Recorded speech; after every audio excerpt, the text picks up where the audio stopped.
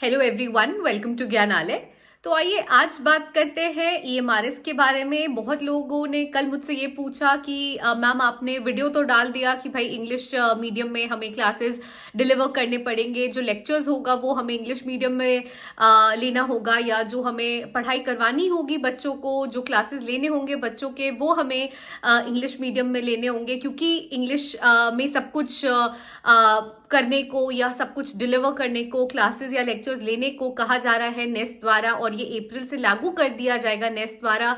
हम कैसे जो की है बीइंग अ टीचर, हम कैसे जो की है इसे ज्यादा से ज्यादा आप कहो कि यूज कर सकते हैं अपने लेक्चर्स में, या हम कैसे इंग्लिश को क्वालिफाई कर सकते हैं। बहुत सारे एस्पिरेंट्स ने ये भी पूछा है कि मैम जहाँ पे हमारा स्कोरिंग पेपर है आप बताओ कि हम कैसे ज्यादा स्कोर कर सकते हैं, जहाँ पे हमारा क्वालिफाइंग पेपर है आप बताओ कि हम कैसे इसे क्वालिफाई कर सकते हैं। और बहुत सारे एम्प्लॉयज जो वहां काम कर रहे हैं ऑलरेडी ईएमआरएस में, उनका भी यही कहना है कि मैम कैसे हम समझें कि मतलब कैसे राइट फ्रॉम स्क्रैच हम इसे स्टार्ट करें और कैसे ज्यादा से ज्यादा इंग्लिश का प्रयोग हम करें, ताकि ये हमारे लिए, ये हमारे खुद के लिए डिफिकल्ट ना हो और हम स्टूडेंट्स को भी एट द एंड हेल्प कर सके।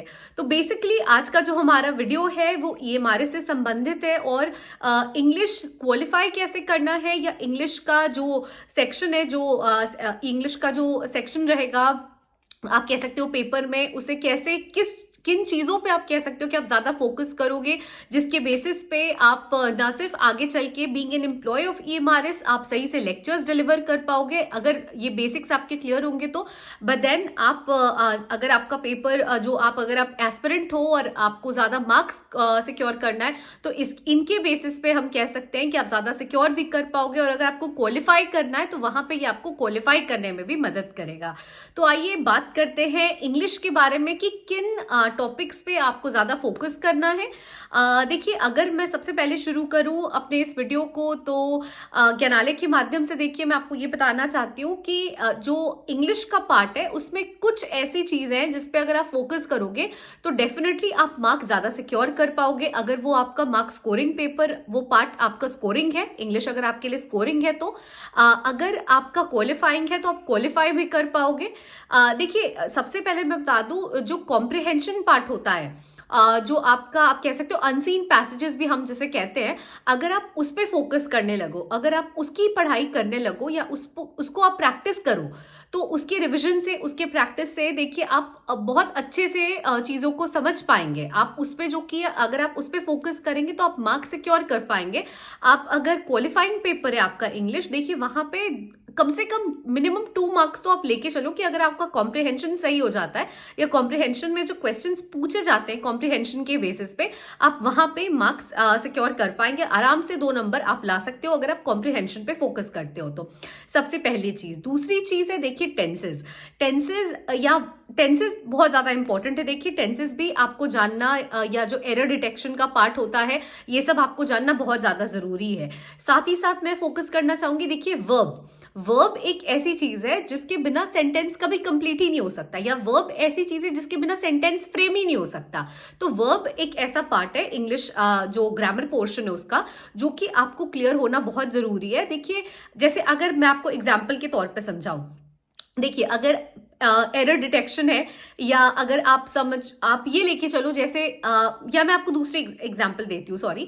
अगर आप देखो कि अनसीन पैसेज है, अनसीन पैसेज वो है जिसके बेसिस पे क्वेश्चन पूछा जाएगा या जिस पे क्वेश्चन फ्रेम किया जाएगा। तो अनसीन पैसेज अगर आप सही से पढ़ना समझ जाओ, या कैसे उसके बेसिस पे क्वेश्चन फ्रेम हो रहा है और उसका कैसे आंसर करना है, अगर आप वो सही से पकड़ लो तो ऑब्वियसली आप अगर उसका रिविजन करने लगोगे तो वो सही हो जाएगा। वर्ब के बिना, जैसे मैंने आपको बताया, ये दूसरा एग्जाम्पल है, देखिए आप कि वर्ब के बिना कभी सेंटेंस पूरा हो ही नहीं सकता। अगर आप समझ जाओ कि वर्ब क्या है, क्रिया है ना, जहां पे एक्शन हो रहा है, जहां पे किसी एग्जिस्टेंस, किसी चीज की एग्जिस्टेंस को, किसी चीज की अवस्था को या किसी फीलिंग को एक्सप्रेस किया जा रहा है, वो वर्ब है, वो क्रिया है ना। क्रिया के बिना कभी सेंटेंस ही नहीं हो सकता। अगर आप समझ जाओ आई एम टीचिंग, मतलब मैं पढ़ा रही हूं, पढ़ाना ये क्या है, ये एक्शन है ना, मैं क्या एक्शन कर रही हूँ, मैं क्या काम कर रही हूँ, आई एम टीचिंग, मैं पढ़ा रही हूँ। तो ये टीचिंग जो है ये मेरा एक्शन है, ये मेरी क्रिया है। तो जब तक टीचिंग नहीं होगा आई एम, आप बताओ क्या सेंटेंस बना, नहीं बनाना।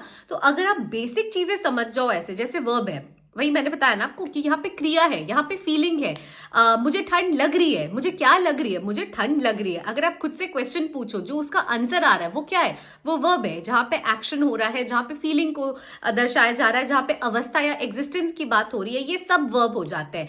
अब आप वर्ब के अगर मैं कहूं कि आप वर्ब को डिवाइड करो, है ना, या वर्ब को आप सेग्रीगेट करना समझ जाओ। आप जानते हो कि भाई, हम सब जानते हैं कि वर्ब्स कितने तरह के होते हैं भाई। आप देखो, मेन वर्ब है, ऑक्सिलरी वर्ब है।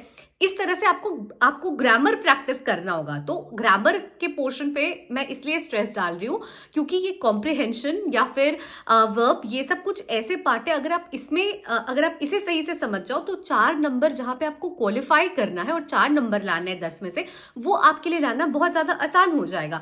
ये ऐसे ग्रामर के पोर्शन है जो कि आपको मार्क्स सिक्योर करने में भी हेल्प करेंगे, और जहां पे ये स्कोरिंग पेपर है वो भी आपके लिए आसान हो जाएगा। जब आप क्लास में लेक्चर डिलीवर कर रहे हो, आप फ्लुएंटली कोई चीज बोल पाओगे, या आप कोई जब आप कॉन्वर्सेशन या आप कम्युनिकेशन कर रहे हो तो उसमें आप सही सही वर्ड्स का आगे पीछे यूज कर पाओगे, सेंटेंसेस का या वर्ड्स का। आप किसी सेंटेंस में सही से आप सेंटेंस को फ्रेम कर पाओगे अगर आपके बेसिक्स जो है वो क्लियर होगा, है ना। तो आप जान रहे हो सब्जेक्ट है, सब्जेक्ट क्या है, सेंटेंस में सब्जेक्ट होता है, आप जान रहे हो।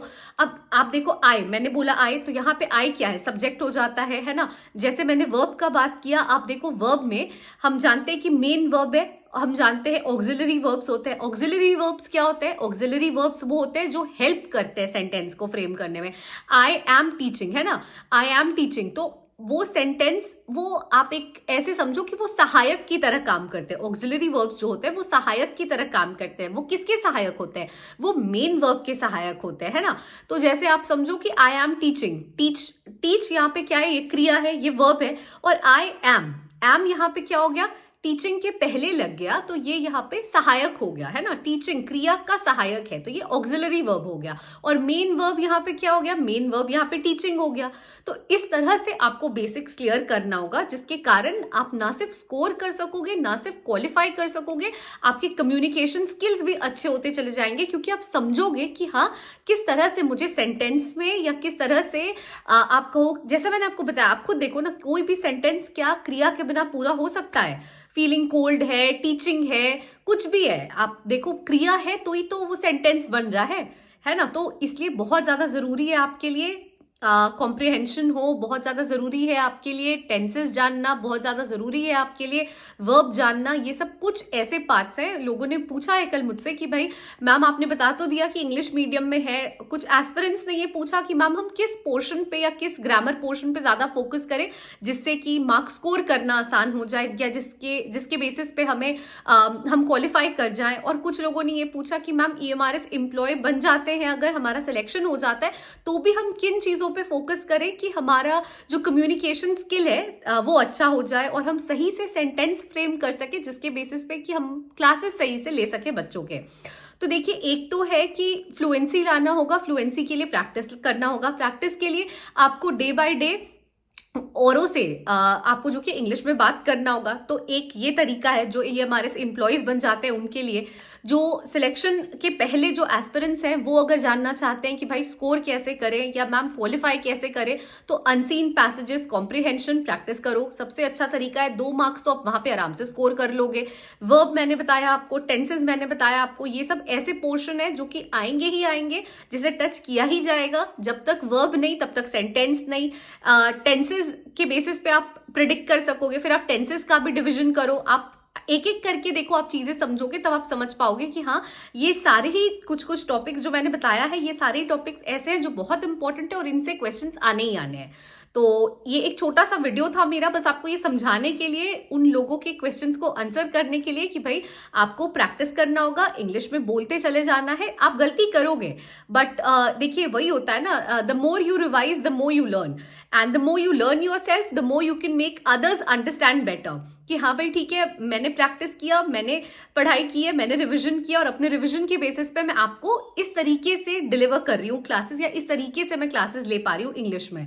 और जहाँ पे एस्पिरेंट्स की बात है तो ये कुछ ऐसे टॉपिक्स हैं जिन पे फोकस करके आप ज़्यादा मार्क्स स्कोर कर पाओगे या फिर आप क्वालिफाई कर पाओगे अपने इंग्लिश पेपर को। देखिए, क्वालिफाई करना बहुत इंपॉर्टेंट है। मैं फिर से यहाँ पे आपको मतलब नोट सेक्शन में डाल के एस्ट्रिक्स के साथ बता रही हूँ कि भाई जब तक आप क्वालिफाई नहीं करोगे, इंग्लिश हो या हिंदी, आपका जो रेस्ट ऑफ द सेक्शन है, रेस्ट ऑफ द पार्ट है पेपर का, वो करेक्ट नहीं होगा। तो जहाँ पे इंग्लिश की बात है, देखिए टेंसेस, वर्ब, अनसीन पैसेजेस, ये सब ऐसे चीजें हैं जहाँ पे आपको फोकस करना ही होगा ग्रामर में, कम वॉटएवर में। तो आई होप कि आपको ये वीडियो मेरा पसंद आया होगा, आपको समझ में आया होगा कि कैसे ब्रेक कर करके आपको चीजों को पढ़ना होगा। तो आई होप कि आपको ये वीडियो हमारा इंटरेस्टिंग लगा होगा। Thank you so much for watching the video till the end. Please stay tune to Gyanalaya and please do like, share and subscribe our channel. Thank you.